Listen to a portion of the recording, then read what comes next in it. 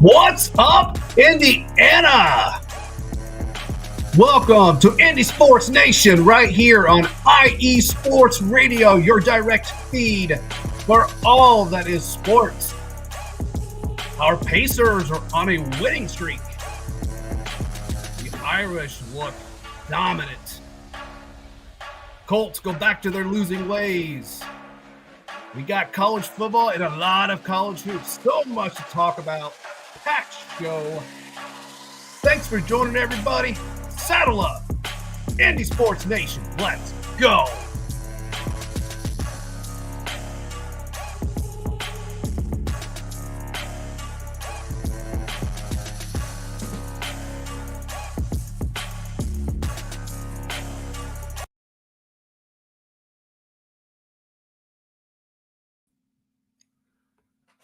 Good afternoon and welcome in, everybody.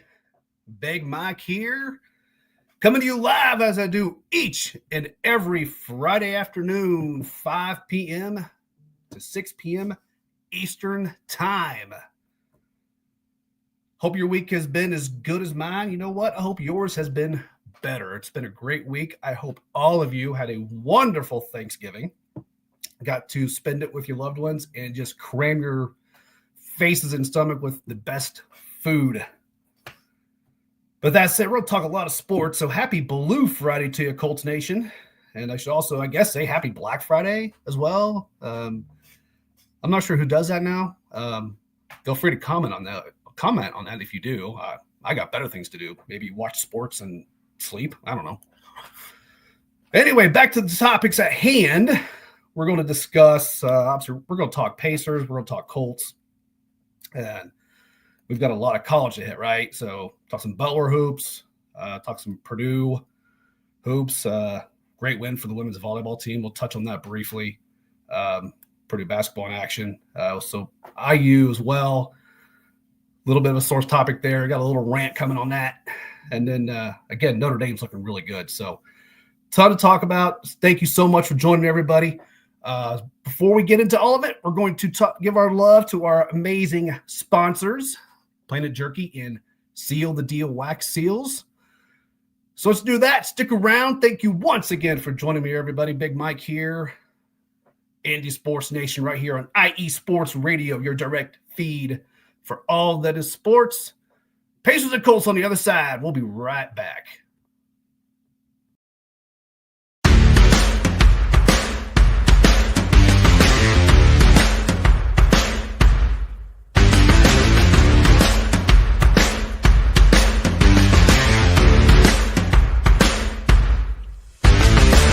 IE Sports Radio fans, this show is brought to you by Planet Jerky Premium Brisket Beef Jerky. Planet Jerky is the official jerky of the 2022 California League champion Lake Elsinore Storm, single-A affiliate of the San Diego Padres. This all-brisket jerky has gluten-free options, contains no MSG, no sodium nitrate, is low in sugar, and high in protein. Go to their website at planetjerky.net and follow them on Instagram at Planet Jerky. Planet Jerky, the jerky that's on a whole other planet.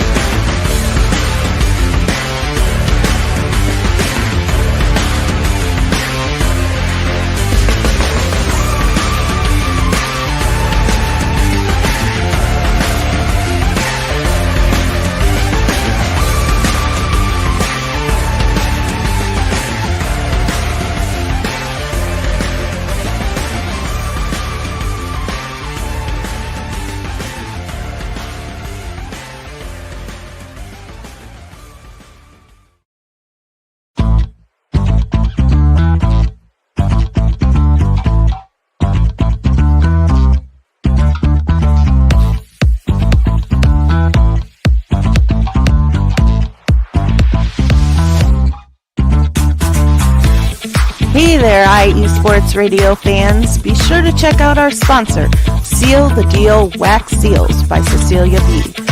You just finished your very own wedding or baby shower invitations and you're looking for that extra special touch?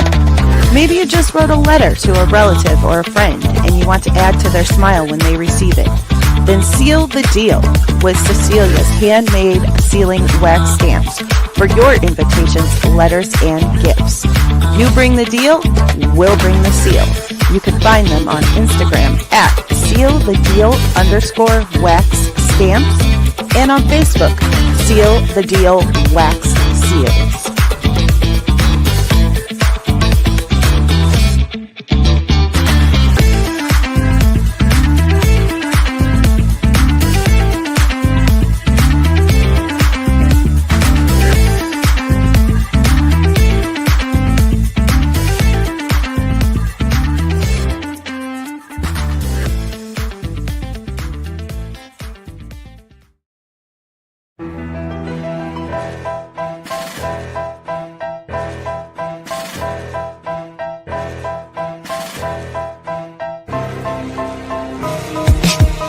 For the last 10 years, IE Sports Radio has been bringing you amazing content ranging from interviewing legendary athletes, coaches, and other authorized media personnel to building tailor-made shows dedicated to all major sports cities around the country.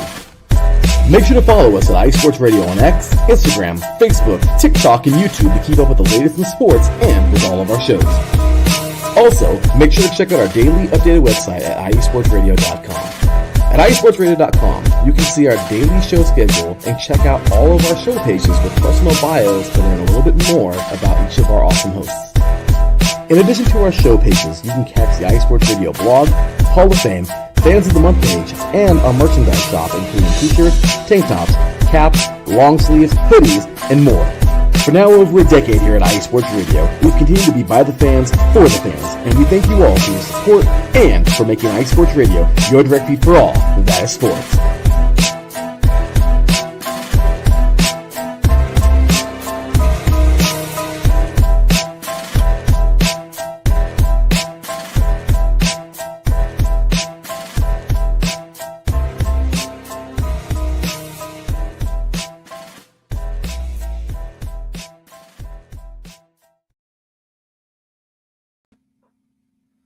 All right, welcome back, everybody. For those of you who are regulars who have tuned in, you might notice a little bit of a new decor back here. Going to work on the lighting a little bit, but got my little Indy Sports Nation backdrop. Pretty proud of it. Like I said, we'll tweak a little lighting here in future shows, but get a little better each time, right? That's kind of the whole deal. If you'd be so kind, if you're watching on the social media platforms or what have you, give me a follow on the old X or Twitter. Follow me at IndySports_IESR, or you can hit me up at my personal account at the Chill Mike. But if you're watching YouTube, feel free to comment. Let's keep them PG, of course. I mentioned I put out on social media before, like if you got a good Thanksgiving sports story, love to hear it. Just be interactive. We'll have fun with it.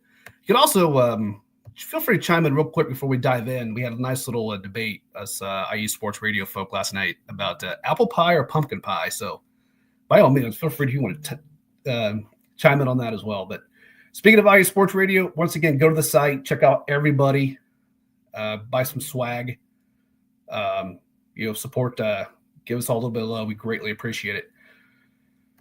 A few comments coming in here real quick. Feedback on the sign from Emma and George. Thank you all so much. Appreciate that. All right, so let's get into our Pacers a bit here. Winners of 3 straight. We gotta love that, right? I've mentioned in the past shows I'm a little concerned with this team, and look, I still am, because people are like, "What, Mike? Come on, man! They won 3 straight." Yeah. They won 3 straight, and they're beating the teams they need to beat, and that's good. We've seen a few games earlier this year where they did not do that. So, again, it's good they're doing it now. But let's be real about it. They're not. They've had wins this past week against the Wizards, Pelicans, and the Trailblazers. Not necessarily setting the league on fire by any stretch of the imagination. And you had let's go back to the Wizards game. You had a 115-103 win. Okay. Pacers beat the Pelicans 114-110, and just on Blackout Wednesday, we Pacers got the Trailblazers 121-114. Good, we want that. I'm still of those teams. and maybe I'm just being greedy here. These aren't necessarily what I'll call convincing wins. Although, with a beacon of positivity here, we're getting more consistent play from Tyrese Halliburton. And that has to happen in order for this team to continue to move forward and grow like they should be. Now, I understand, I've said this many times on this show, injuries are part of the game. And you can't, as fans, it's easy for us to say that. Like, oh, well, so-and-so's out, and so-and-so's out. It is what it is. It's just part of it. Obviously, Nebhard and Neesmith have been out for a bit. They're due to come back here in a few weeks. Pacers bring in Moses Brown because of the Wiseman and Jackson injuries. He showed a few flashes here, but really, at the end of the day, this is all about now. It's kind of, quite frankly, your top 6 or 7, and that's kind of what I think is just a little tough for the Pacers right now. Just the fact they don't have the bench. Last year, this is the best bench in the league, and I'll die on that hill. And I think they're missing that a little bit with, some of the rotations they have to put in now. But let's just, case in point here against the Wizards, Tyrese, 21 points, 9 assists. That's what I want to see from Tyrese. We're not seeing that, points in the season, right? So fast forward, you get to the Pelicans game, right? Here he is again. So another night where this week's 34 and 13. I love it when he balls out. I don't need him scoring 34 every game. I like that 20 points and like that double-digit assists. That's what I want to see because he's orchestrating, which is, again, what he needs, what this team needs. Portland the other night is 28-10. Actually, I threw in 7 boards. So you like what you're seeing from him. As many of you have either watched me live or on the replay. I've been a little bit critical. I'm like, is this an injury? Because you see him icing his back every time he comes to the bench and kind of what's going on here. So I like these past 3 games, so I have some optimism that maybe we're past it. We'll see. Tonight, again, it's a Pistons team. They should win. They should beat. I know Cade Cunningham is day-to-day. Last I saw, I think he's going to be in. And the last time they played back in the beginning of the season, he was a little bit of a thorn. So this is a home game. Pacers are 18-4 in the last 22 home games. They're playing well at home for the most part. We just need that momentum to continue. And Siakam's been doing his thing all year. He's been the most consistent, I would say. I mentioned that last week. Like to see him keep doing what he's doing. Matherin's been great. He's averaging 18 this season. Like I said, I thought he'd be a 6th man of the year type of candidate, but now he's starting, and heck, he might be an all-star. So I still like to see a little bit more from Miles. I love Miles. Don't get me wrong. This is not me hating on Miles. I would still like to see him maybe just take that next half step up, maybe. I still love, obviously, McConnell's. He had a few rough nights there coming off the bench, but he's still just scrappy. You're going to have bad nights. It's never because of a lack of effort from him, ever. We know this. Unfortunately, the only one last thing, and I'll move over to the Colts here, but Jarris Walker, and that's been unfortunate. I know he's come in and he's made some plays on defense and what have you, but, man, ever since that Orlando game, he's just not really maximized his minutes. So I hate to see that because once we get some of these guys back, his time's going to be even, less, I think, and that's just unfortunate. So a few more comments coming in. People chiming in on the pie debate. We got it's tied right now. We got an apple pie. Oh, vanilla ice cream with the apple pie. Yeah, I'm down with that. Pumpkin pie slaps. Give me about a half a tub of Cool Whip, and I'll take pumpkin pie all day. Anyway, so again, Pacers tip 7:00 tonight. If you're able to watch, if anything else, watch the court. The court looks phenomenal. But obviously, watch and cheer on our Pacers. Obviously, goes without saying. So we'll move over to the Colts real quick, and they take the L this past weekend to the Detroit Lions, 24-6. I don't think the result surprised a lot of people. I think maybe the score did. I really thought the Colts could muster up more than 6 points. And again, to say with the Colts defense never necessarily being great, to give up 24 points to what many would say is the best team in football. I mean, some could debate that, I suppose, but I'm not going to really argue that. 24 points at home. You've never been known to be a stout defense, and boy, you'd have thought that'd put your offense in a chance to do it. But man, oh man, 6 points. And I know the first thing everybody's going to say is, well, must be that quarterback. Your quarterback's that's that rookie quarterback.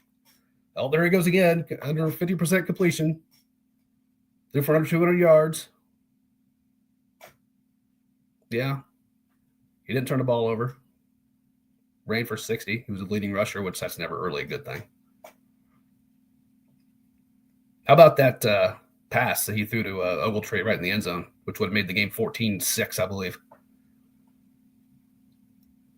Or 14-7, potentially. It didn't matter. It puts the Colts ahead, and it changes the trajectory of that game. Right in his hands. Just surefire touchdown, dropped it. Another pass to Granson later in the game. Yeah, right through his hands. I think you see the point I'm going with here. The tight ends are a bunch of backup tight ends, essentially. I'm not saying you couldn't utilize one for blocking purposes. Yeah, maybe. So in a position where you really, in my eyes, need to have a good receiving tight end to help your quarterback to be one of those surefire, easier targets. Now, I know Colts have Josh Downs, who's done well, but unfortunately, he's going to be out this week. He was injured in that game against Detroit.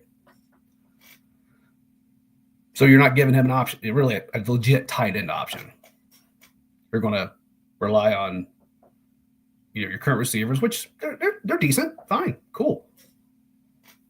But you got Jonathan Taylor in the backfield, and we know, as much as I love JT, that's not a strong suit in his game at all. So it just feels like you're not giving your quarterback a safety option. Maybe what we should do, I just thought of this.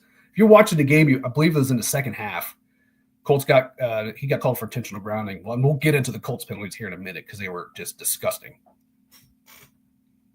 Anyway, it was a bad. He just throws it out of bounds. He's still inside the pocket, so that's why he gets called for intentional grounding. But he throws it, just chucks the thing in the stands. He throws a bomb. I don't know if you noticed, but the fan caught it. I'm with my group of people, and I'm like, seriously, could someone go get him a jersey? Like right now. I don't care how big he or small he is, whatever. We need a tight end. The dude's obviously got some hands, unlike our current tight ends. So you're not giving the guy the help. Now, granted, again, I'm not saying he's blameless. I've said this from the get-go. But anytime he did make a play, which he made some plays, it's like, oh, good completion. Oh, flag. Oh, nice completion to Pittman. Oh, flag.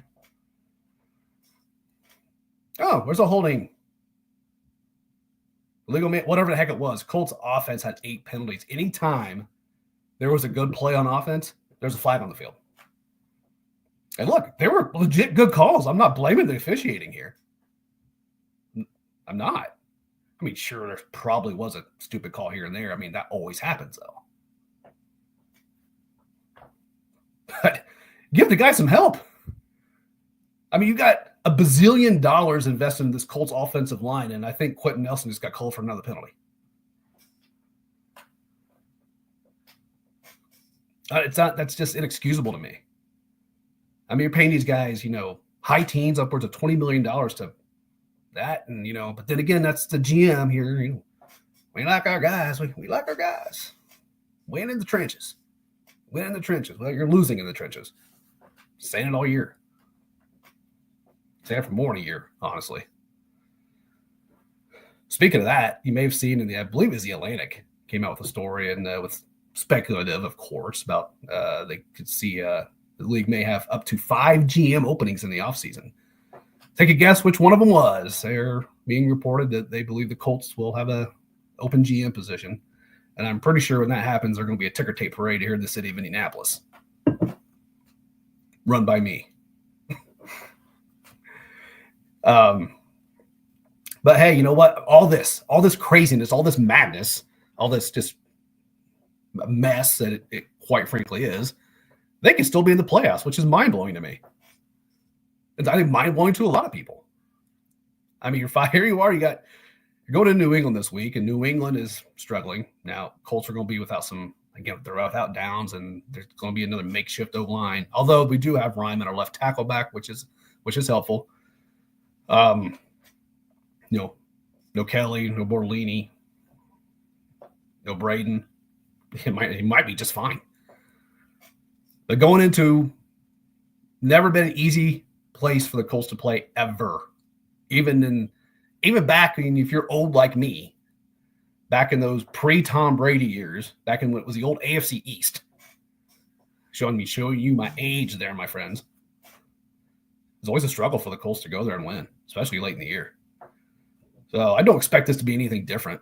I really don't. I mean, someone's got to step up and help, Richardson. Richardson needs to continue to play decent football, which he has these past few weeks.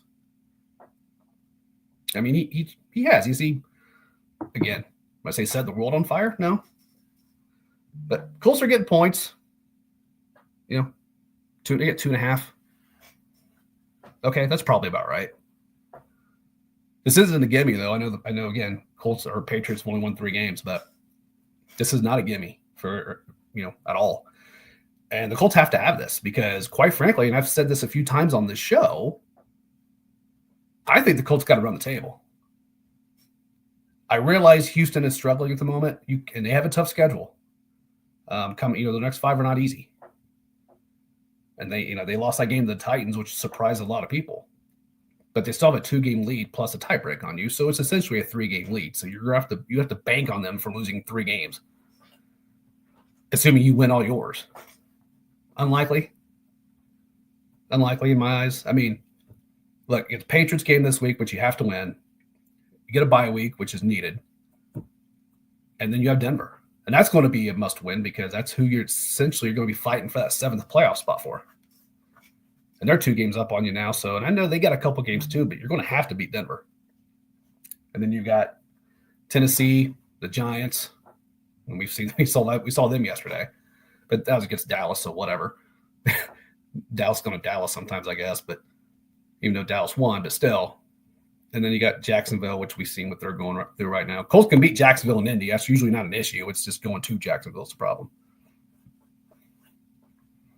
An embarrassing problem. Again, doesn't matter. So to me, they've got to, and I know people are like, Mike, I think they could lose 1. And with the way the AFC is, you just never know. True. It's true. But why risk it?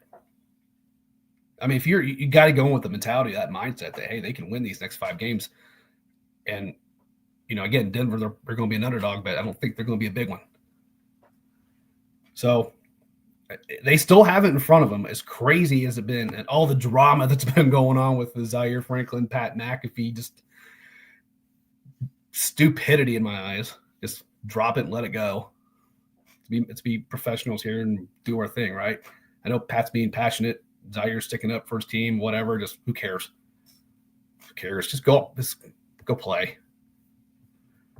Got some comments coming in that they would march in that parade with me. And you know what? Hey, George, you know what? Send Ballard that high school, that receiving tape. They will need you to suit up. Can you get to New England? Can you get a plane like today? That would be awesome. We're going to have George on the show here at some point. He's got a really cool thing he does here in Indy that is worth sharing with you all. So we'll bring him on here at some point. We'll have some more guests, speaking of coming up in December. Just today's a tough day, with the holidays and whatnot. So, but anyway, we're going to get to our next round of breaks here. Again, thank you so much for tuning in, everybody. I appreciate you. We'll get into we'll get some college here on the other side, and we still have to get to IU and Notre Dame, and hear your boy here rant and be embarrassed that I lost my bet. But hey, it's all good. So, all right, once again, Big Mike here, Indy Sports Nation, IE Sports Radio, your direct feed for all that is sports. We'll hit some college on the other side. We'll be right back.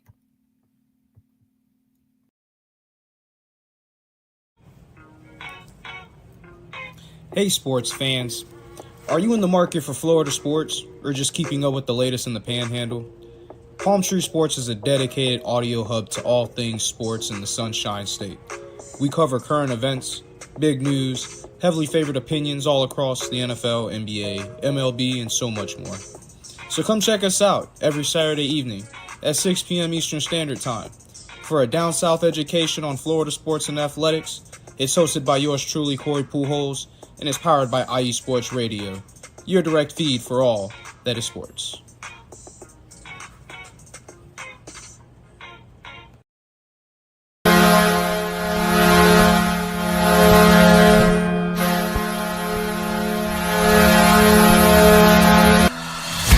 Hockey fans, I'm Adam Kernick. And I'm Zach Puplis. Together, we are the newest version of Hockey Talk on IE Sports Radio, The Neutral Zone. Zone. We love hockey, but we also know it's not everyone's first sport. So we want to make this show as much for new fans as for the diehards. Whether you can name all the Swedes on the 08 Red Wings Stanley Cup team, or if you can't tell if Varlamov is a goalie or the latest trendy vodka, we're here to help.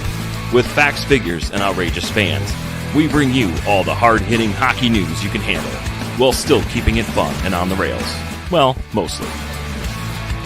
So tune in every week as we go around the hockey world, from college to Canada, the minors and the majors, and everywhere in between. So bring your cellies, And your one-timers, you wicked wristas. and be sure to protect your five-hole. Catch the Neutral Zone every week on IE Sports Radio, your direct feed for all that is sports. We promise not to pick on the Arizona Coyotes every episode.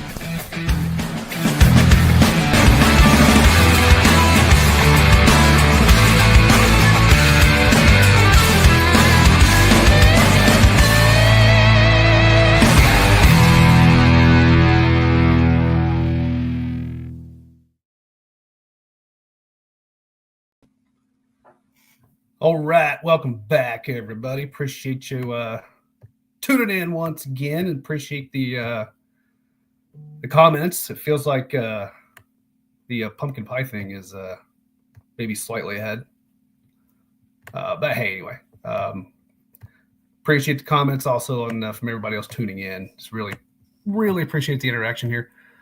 So we'll get into let's get into a little Butler here real quick. I wanted to give them some love. They had a nice win last night against Northwestern. Now I know, you hear that and you're like, oh, care Northwestern, because they're that big basketball powerhouse, right? Well, Butler is a team that we kind of thought coming into the season that we just wasn't sure. We did the preview a few weeks back on Butler. It was like, I just don't know what we're seeing here. I mean, they went into the portal again, and they lost a few. They lost Posh, and don't know what's going to happen. But I will say, after they had that really bad loss to Austin Peay earlier in the season, they came back home, and they were still at home rather, to Western Michigan. Got a nice win there. Pierre Brooks had a nice game. Telfort was just not around. I shouldn't say that. He was around. He was just getting a lot of doubles. Then they go to bring in SMU and get a decent win there. And, of course, they played Merrimack. And, look, Merrimack is barely even a school, I think. I don't mean that in a disrespectful way. I'm speaking from a basketball standpoint. I think Merrimack scored 10 points in the second half, I think it was. I mean, Butler with a beat down there beats them by almost 40. But they're coming in. They're in the Arizona Tip-Off Classic.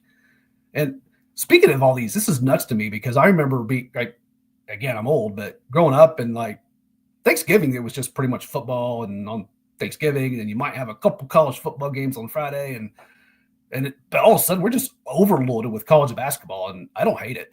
I'm not going to lie. It's just sometimes it gets a little bit hard to keep up on, but and look, you don't put a lot of stock into these preseason tourneys because at the end of the day, it's all about what you're doing in March, right? But it does kind of give you, an idea.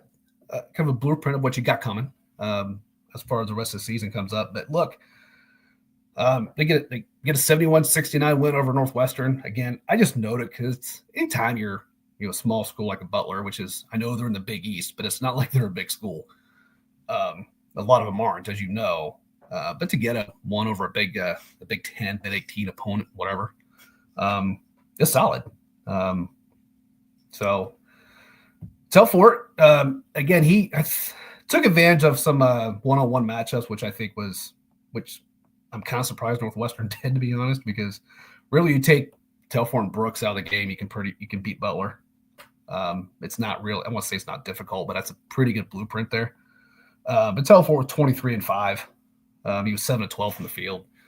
So a much needed, I think, night from him. Probably give it a nice little confidence boost. But tonight's going to be the confidence boost. They can pull this off tonight. So if you're a Butler fan, you're staying up late because they tip off against number 25 Mississippi State at 9:30. Hey, but it's a holiday weekend, right? So you've maybe slept off that turkey. You're able to stay up and take them in. Mississippi State's an 8.5-point favorite, and that's probably justified. I mean, this is going to be a good test for Butler. We're really looking forward to see how they perform there. But again, it's November. I mean, I know it's almost December, but it's November. So let's, what I'm looking to see from Butler is just, McCaffrey stepping up, I hope, Brooks, Telfort, and just, hey, lay it out there, man. If you lose a game, close and something like this, I don't think you hang your head too much. I really, really don't. But speaking of Butler, the women are also actually tipping right now against Santa Clara, and they've won 3 of 4. They did have the nice win against the Hoosiers, which was kind of surprising. Took a tough loss to Vandy, but I've come back and rallied off a couple straight. We'll see real quick. I'll see if I can get us an update on this game while we've got them on here. So they're up big. They're up second quarter, up 36-11. So they're balling out right now. So we'll talk more about that. We'll talk more about that next week, I think.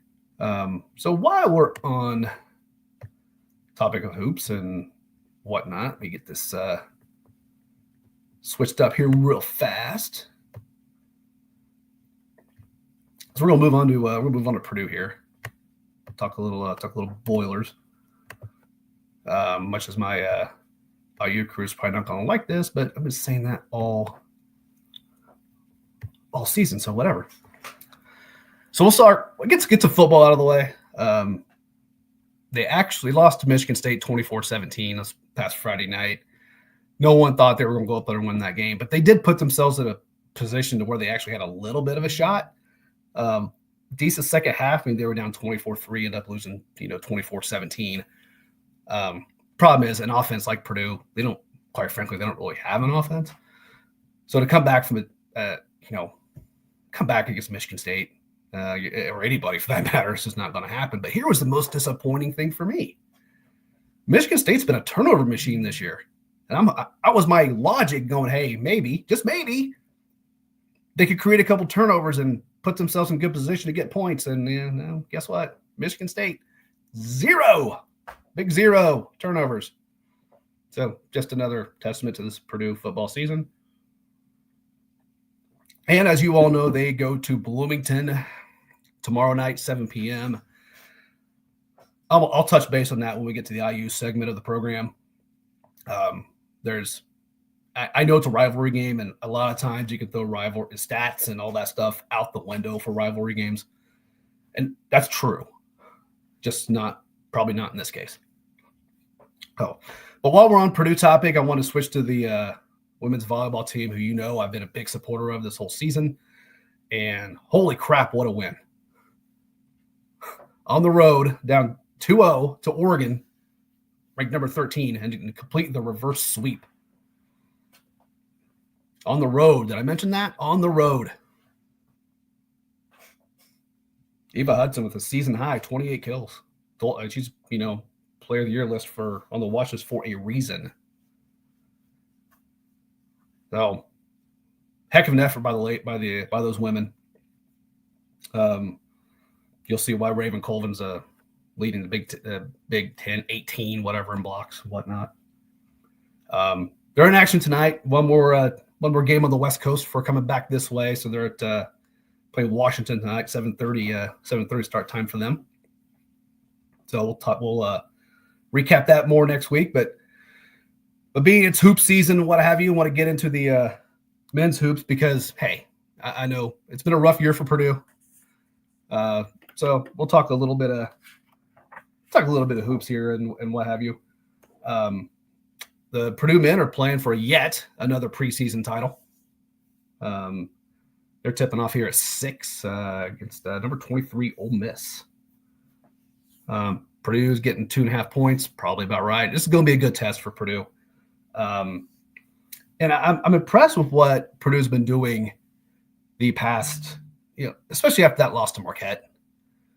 It's funny how the rankings work this part of the season. I'm never a big fan of them, but they beat number 2 Alabama at the time. They skyrocket them from number 13 or 14 they were at the time up to 6. To me, that was a little much. And then they have to turn around and go to Marquette. Marquette's a good team, great defense there. They're going to compete for a Big East championship. Don't think they'll win it. I mean, they get that UConn team there. It's going to be tough, but although UConn's kind of been struggling this week, but it's neither here nor there. But after that loss, they come back to Marshall and that's a beatdown you expect them to get, right? And they did. I bet they came back and played NC State the other night in the nice 71-61 win. And I've said this at the get-go. It's Braden Smith's team. He's going to orchestrate through Braden Smith, but he can't do it all. And Trey Coughlin-Wren's got to step up, and he did. When he steps up, this team's going to do some really good things. And he had 22 and 8 the other night. They're going to need that again from him tonight, no doubt about it. Braden was 11 and 6. That wasn't his best assist tonight. He did struggle from the field. So for that to be the case, and you're still able to get a 10-point win over in a rematch from Final Four last year. I'm not mad about that at all if I'm Purdue. So, trying to think of what else I want to talk about here. The Purdue women, they're in their preseason too. I told you that's a rebuild. And they took a tough loss to Middle Tennessee. That was not pretty at all. So I don't mean to brush over that, but I at least wanted to mention that again, mind you, this is a rebuild. So, but we'll touch on them anyway. It's all part of it, right? But again, 6:00 for Purdue hoops.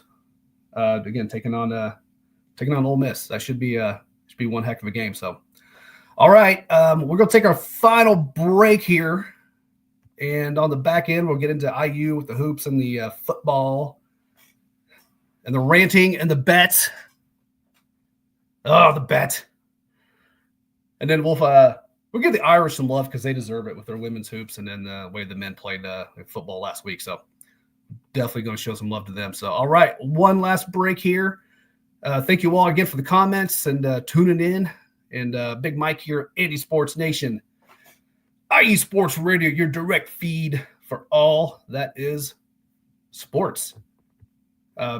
Hoosiers, Irish on the other side. Be right back.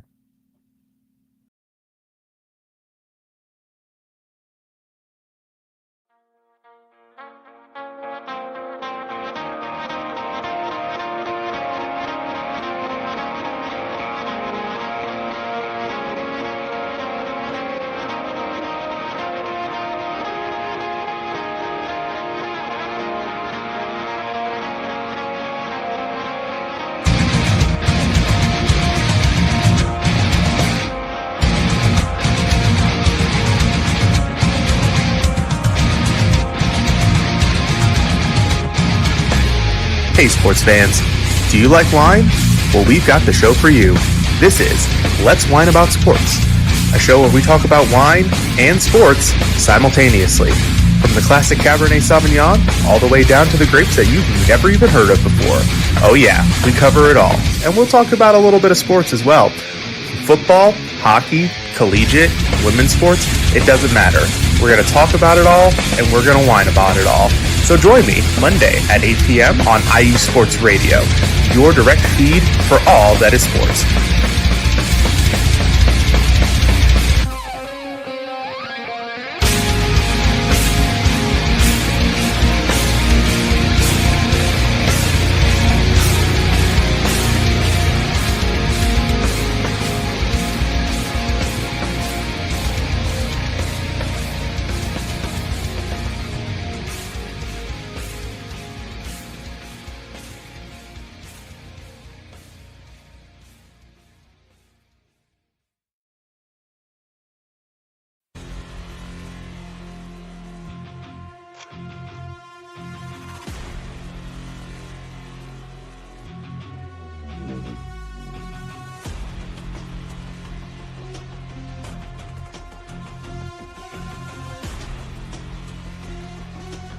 What's up, Pittsburgh?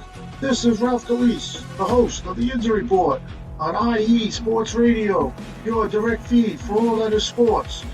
Are you that passionate diehard Steelers, Penguins, Pirates, or just a Pittsburgh sports fan?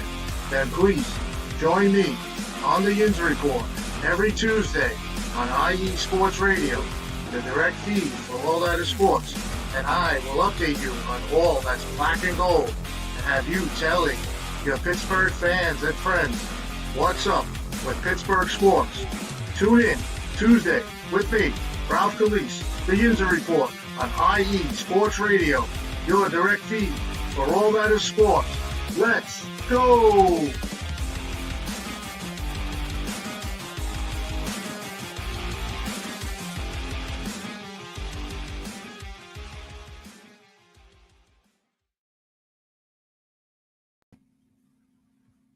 All right, welcome back in, everybody. Thank you once again so much for tuning in, participating, all the comments on YouTube and what have you. Cannot thank you all enough. All right, let's get into some IU. And I want to know something. Let's start with the hoops. I'll get to the football bet here in a minute. But I want to talk we'll talk some hoops here real quick. I want to ask my fellow IU people out there, what is going on? What is going on? So they're in this week, the Battle for Atlantis, I believe it was called, the preseason tournament.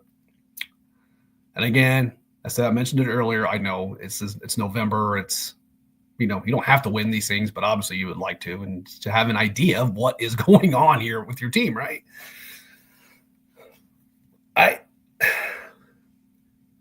They played Louisville the other day, played Gonzaga yesterday, and they played Providence today. IU fans watching, I watched that Louisville game. I'm embarrassed for you. I mean, and look, people who know me and have followed the show know that I don't hate IU. I mean, I lean Purdue, sure, but I want IU to succeed. I want them to do well, because this is still, at the end of the day, it's still a hoop state. I mean, we're passionate here in Indiana about hoops. Now I know, say, well, no, it's a football state now, and yeah, I mean, yes, we love our football too. Don't get me wrong, and we all know what Peyton Manning did and the rest of the guys brought into the city. But still, at the end of the day, we love our hoops. And I watched that Indiana versus Louisville game, and that was just one of the worst efforts from the players, from coaching, all of it, that I've ever seen. Now, I'm granted, I'm sure there's probably an IU historian or fan or whatever that could probably maybe find one that's worse. Okay, fine. I'll give you that. I can't remember one off the top of my head. That was just embarrassing. I mean, you start that game and Ballo, you're getting him the ball down low early and he hits a few shots, and Louisville has absolutely no answer for it. And if for whatever reason we start to get away from that, Louisville comes back in, makes some shots. Louisville hits from three. They can shoot the ball from three fairly well. That's not IU's MO. I know there for a hot minute I think they were shooting 50% there for a hot minute in the first half. But they lose 89-61 against an unranked Louisville team. Now, an improved Louisville team from years past, fine, but the talent level is not what IU's talent level really is, just when you look at it, especially on paper. But again, I say it all the time, hard work beats talent when talent doesn't work hard. And in this case, also smart, because they did neither.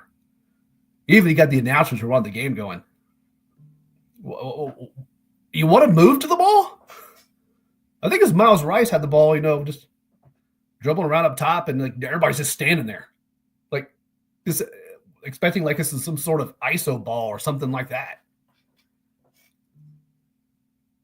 They're just standing there. You can't make this up. And then even from a defensive standpoint, they're just jogging back.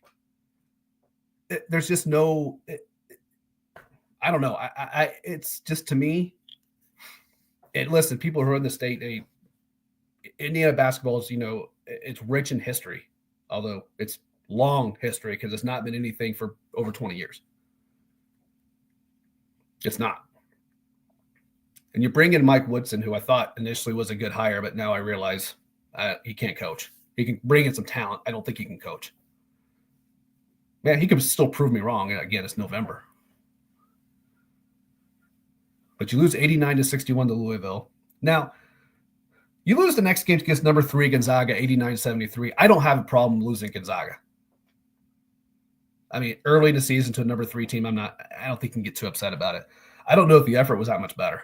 I mean, maybe a little bit, but whatever. But here you got Trey Galloway, for example, who's one of your, leaders supposedly in the locker room, right? And there's reports of him coming out that he was up all night gambling. So you got guys doing that. You got other guys making TikTok videos. And how can anyone expect to take this program seriously? That is Indiana written on your jersey. All the history that this school has in this sport. And it's just like, meh, whatever. Do they care? I don't know. I don't think they do. They prove me wrong. I would love to see it. I want them to be good. I want them to compete. That's what makes it great. That's what makes the state great. And it brings the aura back to the state of Indiana when these guys are playing well. I want to see this IU Purdue rivalry. I want to see them just beating the holy crap out of each other. But no, you know what? Let's just make some more videos and go gamble. That makes sense. Listen, it's still relatively speculation, but all the stories coming out are all supporting that that's what was happening. Now today, look, they're playing today in the 7th place game. Woo! Yay! They're playing for a 7th place. IU, that's awesome. It's ridiculous, but win by 16 against a Providence team who's I don't think anybody's scared of. Probably going to struggle in the Big East. And I'll probably have some fans going, hey, well, at least they left on a good note. No, they really didn't. I'm not sure. Trey Galloway might still be there. Hey, we won by 16. Should I bet or stay? Okay, look, I'm not going to sit there and, throw junk on all these players, whatever, but I'm going to throw junk on them when they're not out there hustling and doing their best effort. Because we're all going to have these bad games, right? It's part of sports. It's what's going to happen. When the effort isn't there. And when it looks to be what I would almost say the desire is not there. That's what I'm going to be hard on you, because that's those things you can control. And right now they're not controlling it. And I was concerned. Last week they played UNT Greensboro and was down by a point early in the second half. I'm like, this team does not look like they're together. Can they get it together? Sure. Again, it's November. Just take some pride in what you're doing there, man. That's it. There's too much talent on this Indiana team for this to be happening. You don't lose by 30 to Louisville. 89-60. Yeah, right. 89-61. That wasn't that close. They put in scrubs at the end and who actually did give some effort and pressed, which was funny, and got a couple late threes. Oh, just disappointing. I wanted to see them get this turned around. I'm not saying they can't, but I feel like something needs to be happening in that locker room, no doubt about it. So, with that said, a little bit of good news for IU. Congratulations to their men's soccer team for advancing to the Sweet 16. They play tomorrow at number 3 Denver. That's going to be a battle. I believe it's a 3:00 start, I believe. So congrats to the IU men. See, I'm not going to harp on IU too much, although I'm going to harp on them now when it comes to football, because your boy Big Mike lost his bet. So for those of you who are not familiar, my good friend Heather from Bougie Sports in Ohio came on my program last week, and we made a friendly bet that I thought IU was going to pull off the upset, and I went a little higher scoring on this, and obviously did not pan out for yours truly. But that's okay. That's okay. Here to entertain the masses, I guess, or punish myself. I'm not sure. But no, look, kidding aside, So that's going to be December 13th. So Friday the 13th, though, that just is so appropriate for me. I will be paying my debt. So I'll be wearing Ohio State gear. Good Lord. And we'll be singing a snippet, not singing the whole thing. That was the bet, a snippet of the Ohio State Five song. So my good friend Heather will be here to join me in doing that. And hope by that time it'll be cool too. I shouldn't say too, because that part's not cool at all. That part really sucks. What'll be good is we'll know the college football playoff scenario at that point.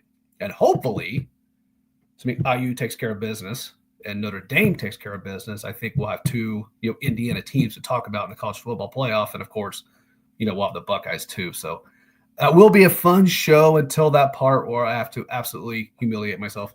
But hey, that's what you get. That's what you get, Mike, making the bet. That's what you get. Heather's already chimed in. It's circled on my calendar, and I'm sure it is. I'm sure it is, Heather. Thanks for listening. Appreciate you. So let's talk a little bit IU Purdue this weekend. Here's what I think needs to happen, and I do think it's going to happen. I mean, like I touched on it before when I was talking about Purdue. Rivalry games, typically you throw them out the window and throw the stats out the window. It doesn't matter. It's a rivalry game. Everybody's up. Everybody's amped. I don't think it's going to matter in this case. I think IU's a little bit peeved after what took place last week. And we'll touch on that briefly because we're, less than 10 minutes here for the show's over. But that was a good, really good quarter and a half. I thought Indiana looked pretty good. You knew it was going to be a dogfight. But man, the special teams, and who would have thought, Evans missing the snap, gifting Ohio State 7 points going into half, giving Ohio State all that momentum, which you do not want to do ever, but especially on the road against number 2 Ohio State, you just hand them 7 points. And then Evans does it again. Here's the thing. That punt was not supposed to go that side of the field. It was supposed to go to the right side and potentially go out of bounds, or at least near the sideline. You're not giving it to Josh Downs' little brother. Fun fact, that's Caleb Downs is Josh Downs' little brother. And of course, he runs it back for a touchdown. Was there a block in the back there? I think there was. But here's the thing. Does it matter? No. We all know what was going to happen in that case.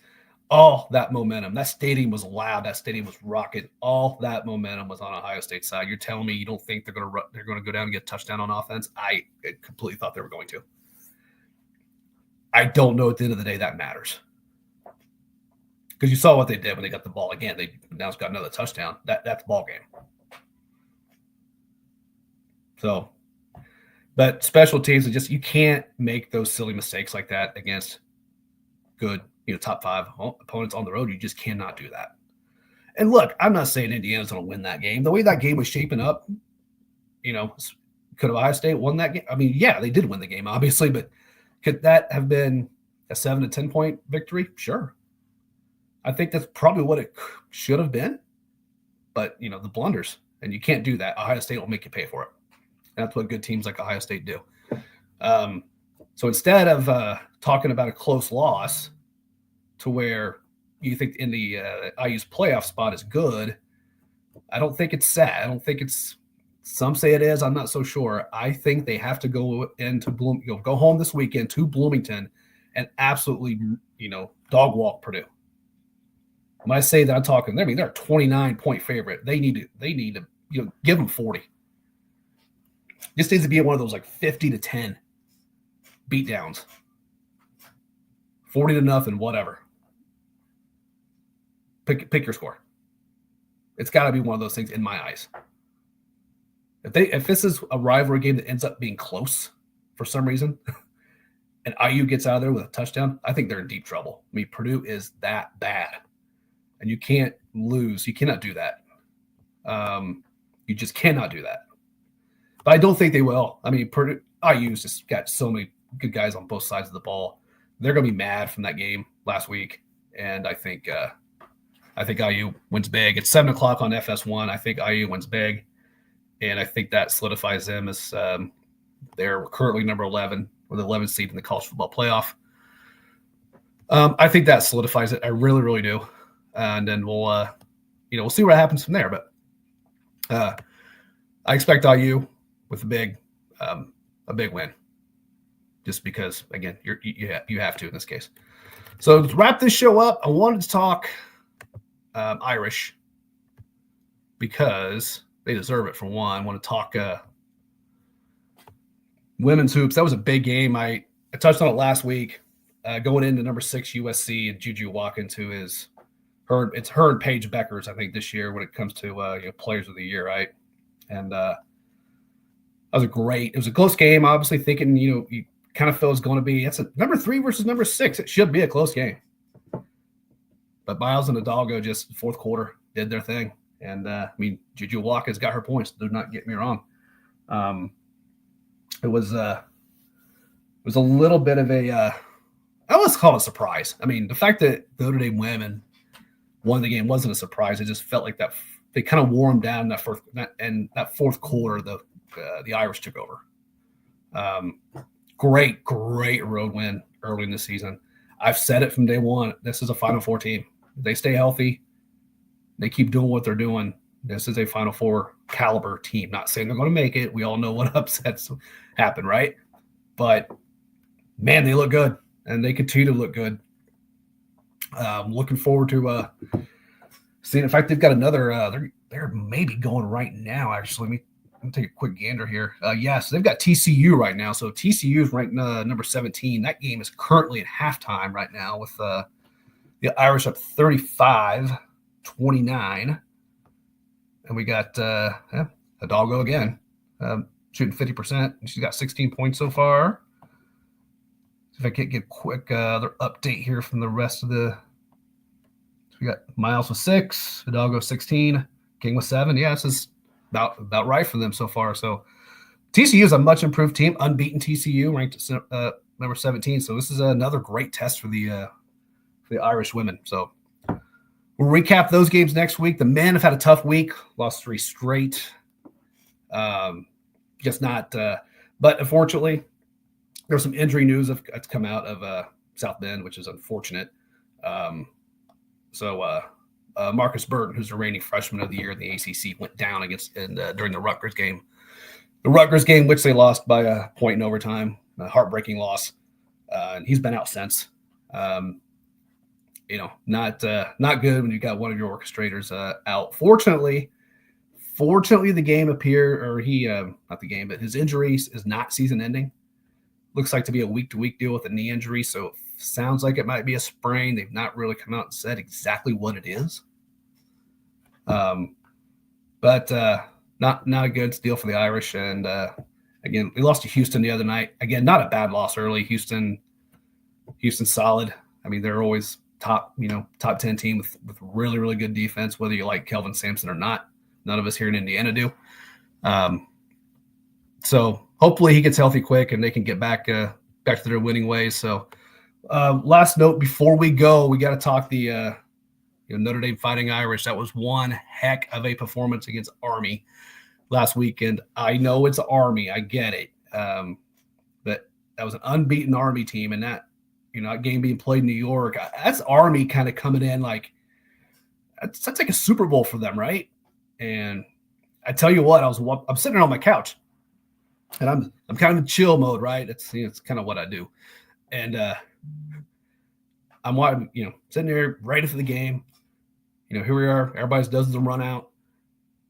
NBC's talking to Coach Freeman, and I'm paraphrasing the question here, but they go, "What did you tell your team that you need to see from them tonight?" And just a stone cold look from Marcus Freeman just stares right into the camera and goes, "Violence." And I went from chill mode, man, like jumping up out of my couch. I'm like, where's that brick wall, man? Where's that freaking brick wall? Let's go. And I kind of felt right then and there. I'm like, I think Notre Dame's going to punch Army right in the mouth.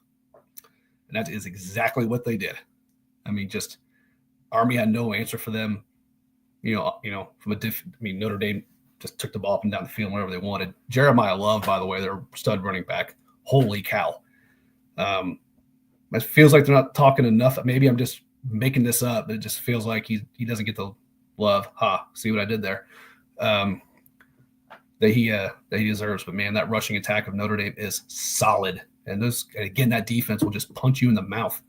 And it was strength versus strength. Army with that great run game, and that strong O-line, they don't turn the ball over. And Notre Dame says, "Okay, watch this," and we're just going to punch you in the mouth and keep punching you in the mouth, and that's exactly what they did. So USC for Notre Dame this week. Notre Dame's won 5 out of the last 6. This will be a better challenge for Notre Dame solely for the fact that USC's got some athletes on both sides of the ball. Now, I know it's not been the ideal season for the Trojans, but there's still some athletes on both sides of the ball. So I do think they will pose a little bit better or more of a threat to Notre Dame.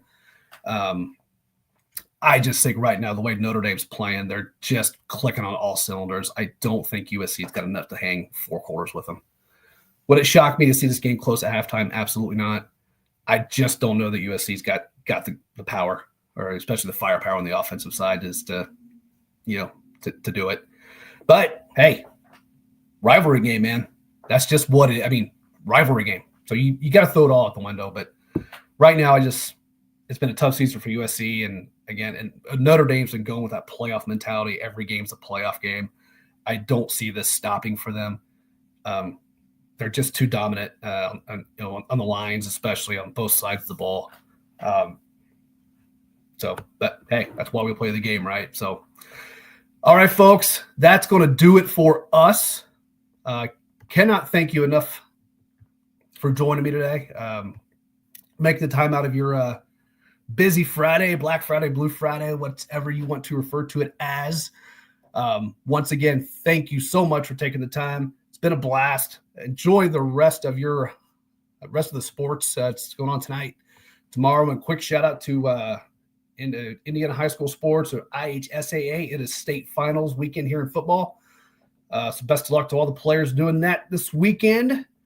So Big Mike here, signing off. Indy Sports Nation, right here on IE Sports Radio, your direct feed for all that is sports. Have a great weekend, everybody.